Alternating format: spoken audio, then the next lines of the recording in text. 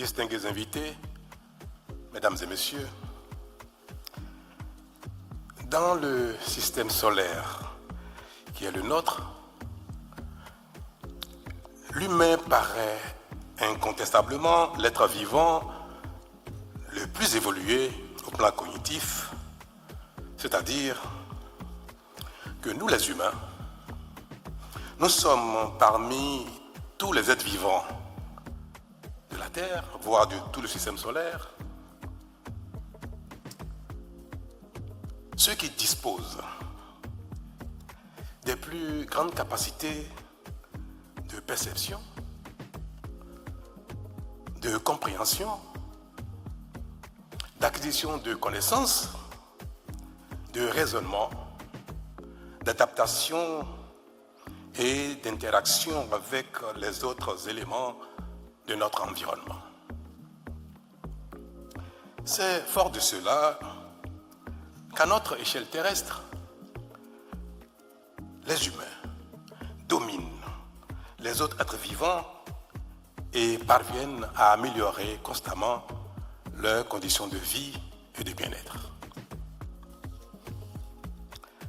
Pour le dire autrement ou plus simplement, je dirais, c'est notre intelligence qui nous différencie et nous permet de nous développer.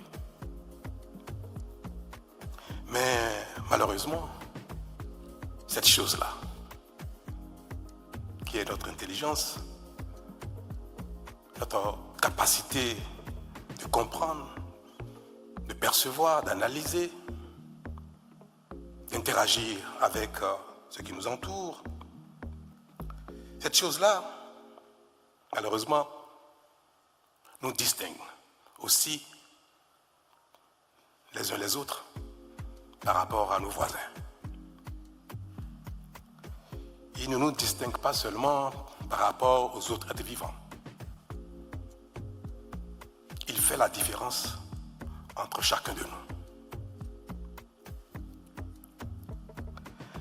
Mesdames et messieurs, il est donc indéniable que notre développement individuel et communautaire, permettant l'amélioration de notre environnement, de nos conditions de vie et de notre bien-être, dépend exclusivement de ces capacités que je viens de citer.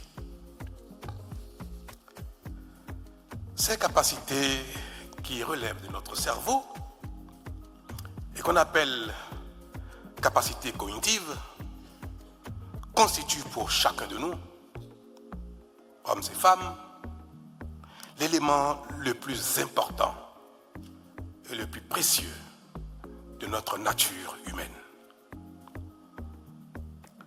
Notre développement n'est pas fonction de ce que notre environnement nous offre. Il n'est pas fonction des richesses du sous-sol. Il n'est pas fonction de ce que la nature nous offre de manière générale. Notre développement est fonction de ce que nous sommes capables de faire avec ce que la nature nous offre. La véritable richesse de chacun, ou la source véritable de richesse de chacun, est bien son potentiel cognitif. Il fait de chaque homme, chaque humain, la véritable richesse ou la source véritable de richesse de sa communauté. Comme disait Jean Baudin, il n'est de richesse que d'hommes. Mesdames et messieurs, si la richesse principale, voire exclusive, d'une nation est sa ressource humaine, que la qualité de cette ressource réside principalement dans son potentiel cognitif, et que ce potentiel dépend des conditions de constitution et d'évolution de chaque individu, pourquoi ne devons-nous pas chercher par tous les moyens ce qui permet ou ne permet pas la constitution effective et conséquente de ce potentiel. Cette question, qui constitue l'objet de notre conférence de ce matin, mesdames et messieurs, paraît désormais sans intérêt,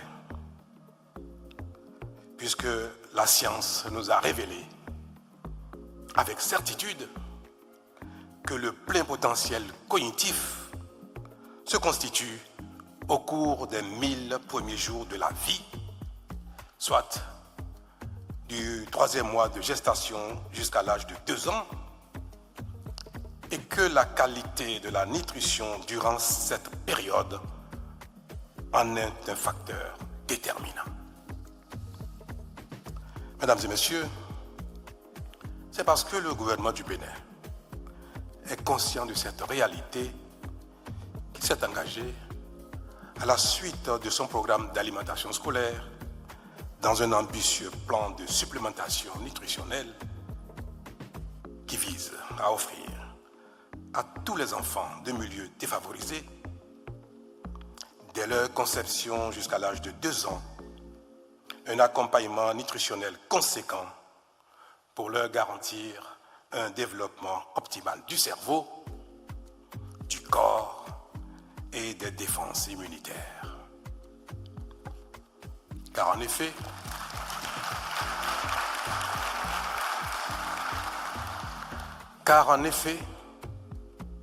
chaque enfant malnutri, c'est une intelligence fragilisée et limitée. C'est une force perdue. C'est un avenir compromis. A contrario, chaque enfant bien nourri est une promesse de réussite, un moteur de croissance, une pierre solide pour bâtir la société et rompre la chaîne intergénérationnelle de malnutrition. Cette chaîne qui veut qu'une mère malnutrie donne naissance à un enfant fragile à potentiel limité et qui, à son tour, s'il est malnutri lui aussi, aggrave les faiblesses de sa progéniture et la rend très peu apte à profiter efficacement des infrastructures, de l'éducation, de la formation, des offres d'emploi et autres que sa communauté lui offre. Une progéniture qui entretiendra la chaîne de la pauvreté transgénérationnelle qui, in fine, apparaîtra comme une fatalité. Oui, cette fatalité de pauvreté des pays pauvres. Malheureusement, mesdames et messieurs, l'Afrique, notre continent, se trouve être majoritairement concerné, voire la plus majoritairement concernée par cette problématique de malnutrition. C'est pourquoi il nous faut décider de nous engager et d'investir massivement dans la nutrition afin qu'elle devienne pour nous un puissant levier de santé publique, de réussite scolaire et professionnelle, de productivité économique et au total de prospérité nationale et continentale. Ce faisant, nous pourrons nous passer sans regret des richesses du sous-sol, de l'aide au développement,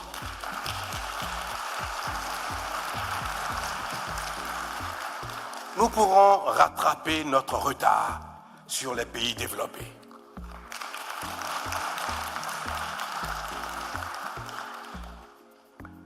Nous pourrons nous aussi contribuer efficacement au développement global de l'humanité. Mais pour ce faire, ma conviction est qu'il nous faudra une mobilisation générale sans ambages. Celle des États qui doivent inscrire la nutrition au cœur de leur politique publique, celle des partenaires techniques et financiers dont le soutien sera décisif, celle des familles, enfin, qui sont les premières gardiennes de la santé et de l'avenir des enfants. Vous l'aurez compris, mesdames et messieurs, bien nourrir nos enfants n'est pas une option, c'est un impératif.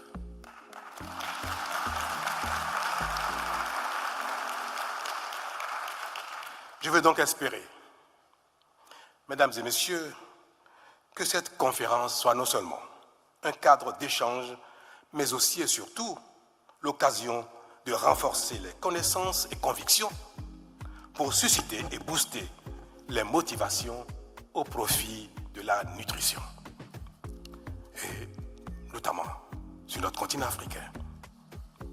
Elle devra, cette conférence, marquer un tournant décisif en matière de nutrition sur le continent africain. J'ai aussi foi que la table ronde qui suivra la présente conférence donnera lieu à des engagements fermes en faveur de cette cause si noble aux côtés du gouvernement du Bénin pour nous donner collectivement raison dans quelques décennies, peut-être même dans quelques années. Mesdames et messieurs, l'écho de la conférence de ce jour permettra aux initiés, permettra à la masse, permettra à tout le monde de comprendre les dégâts de la malnutrition. Je voudrais inviter les autorités béninoises, y compris moi-même, à en faire plus tard un large écho.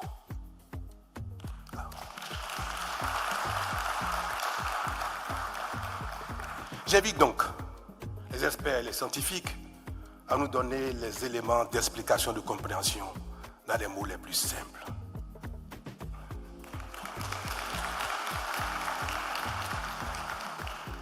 Et sur ce, je voudrais vous souhaiter succès pour les travaux de cette conférence et pour les résolutions qui seront prises, notamment les éléments de langage qui nous permettront de faire le job.